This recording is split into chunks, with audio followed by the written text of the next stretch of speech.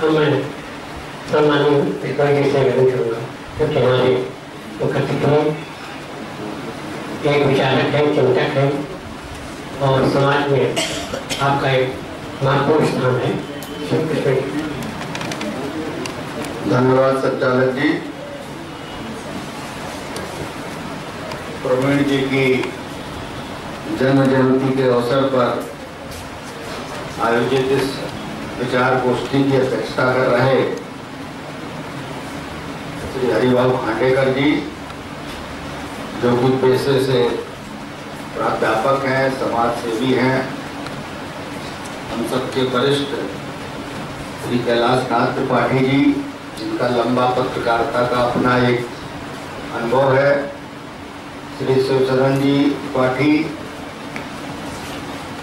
श्री कुशाग्र जी, और आज के इस पूरे आयोजन के केंद्र बिंदु जिन्हें सम्मानित करने के लिए हम सब लोग एकत्रित हुए थे, श्री शैलेश अवस्थी जी वरिष्ठ पत्रकार हैं और इन्होंने भी पत्रकारिता जगत में एक अपना सम्मानित स्थान बना रखा है।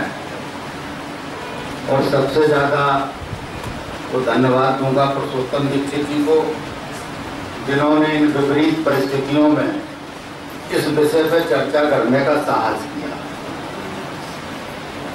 वैसे तो मैं समाज के उस वर्ग से आता हूं कि जहां सबसे ज्यादा इसकी जिम्मेदारी होती है। हर आदमी अपनी जिम्मेदारियों से बचता हुआ हमारे समाज पर डाल देता कि इनके कारण ये हुआ।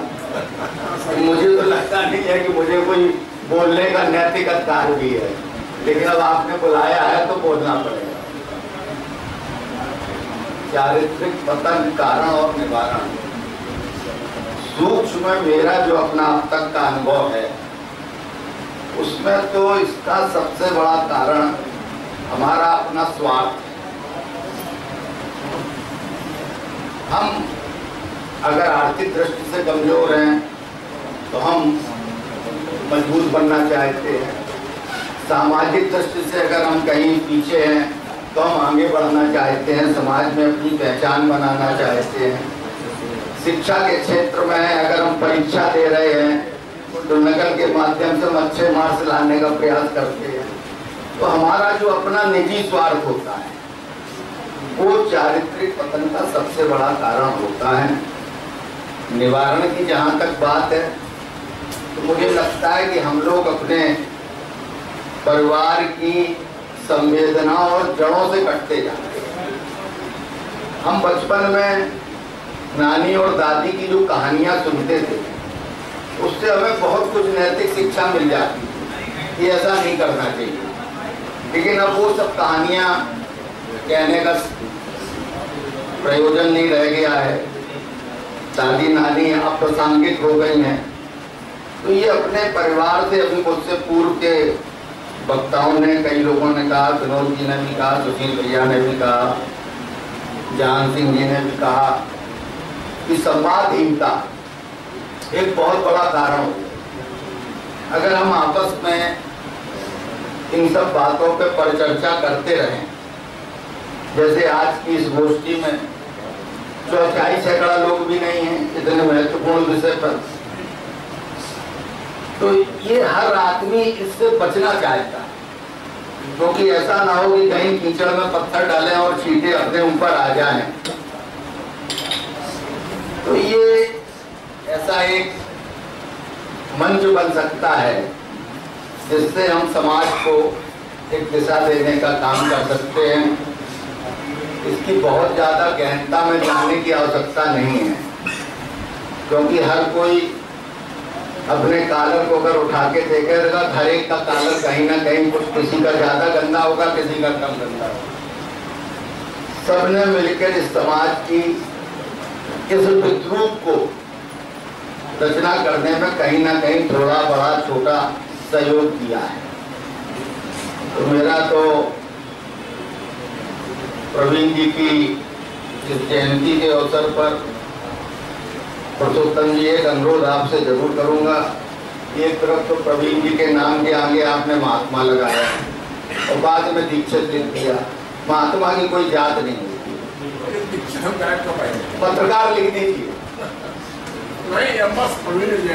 हाँ, तो एक बहुत बड़ा समाज में आज जो ये दोष आया है, उसके पीछे ये जातिवाद, कुशिक्षा, इन सब का भी बहुत बड़ा, क्योंकि हम लोग तो बड़े प्रैक्टिकल फील्ड में हैं। 5 साल कितना ही आप काम कर लीजिए, कोई महत्व तो नहीं है। चुनाव के एक दिन पहले 500 का नोट, एक दारू की बोतल दे आइए, सब बदल जाए। तो ये परिस्थितियां ऐसी पैदा हो गई, और उसके लिए कोई अकेला एक वर्ग नहीं जिम्मेदार है, हम सब उसमें बराबर के हिस्सेदार हैं।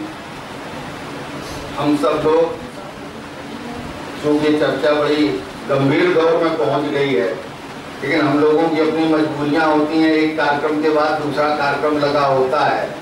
मुझे नहीं था कि पुरुषोत्तम जी का गोष्ठी का कार्यक्रम इतना लंबा चलने वाला है, नहीं तो हम सबसे छुट्टी लेके आए होते।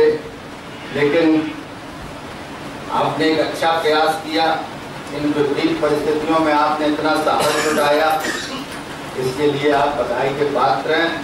और शैलेश जी हमारे बहुत अच्छे मित्र हैं, इनको मैंने बहुत निकट से कानपुर में भी देखा, इनकी झांसी में भी एक्टिविटी देखी, और अब तो ये रोमिंग हो गए हैं कि इनको इनके समाचार समूह ने ऐसा जिम्मेदारी दे रखी है कि पूरा देश घूम रहे हैं ये। तो आज के इस अवसर पर शैलेश जी के अच्छे स्वास्थ्य और उज्जवल और सशक्त कलम की मैं कामना करता हूँ। और आप सब लोगों ने ये प्रयास किया, मुझे बीच से जाना पड़ेगा।